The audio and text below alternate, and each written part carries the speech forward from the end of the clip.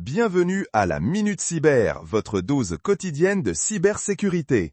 Je suis Jérémy et aujourd'hui nous plongeons directement dans l'actualité brûlante du 23 juillet 2025. Prêt? C'est parti! On commence fort avec une révélation majeure. Des analystes de CheckFirst ont mis à jour des détails sans précédent sur le 16e centre du FSB russe, une unité de renseignement des signaux ultra secrète. Ça sent l'espionnage de haut vol. Ensuite, une alerte pour nos amis développeurs JavaScript. Un nouveau malware baptisé Scavenger a été découvert.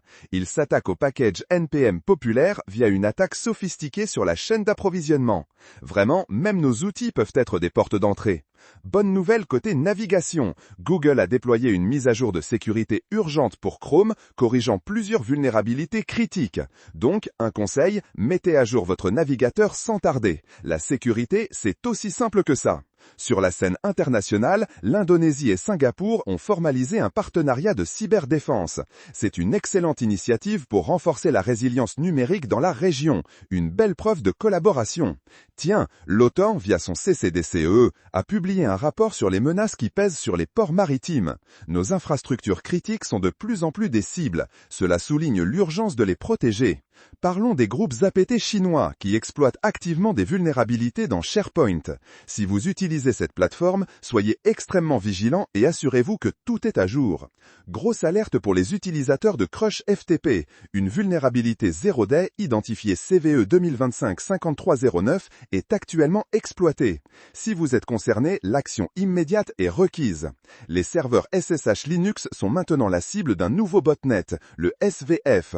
Il est crucial de vérifier la robustesse de vos configurations et de surveiller toute activité anormale. Protéger vos serveurs, c'est protéger votre forteresse numérique. Dans le monde du Web3, une nouvelle vague d'attaques de phishing utilise de fausses plateformes d'IA. Piège, redoublez de prudence avant de cliquer sur des liens suspects. L'IA, c'est génial, mais les arnaques aussi malheureusement.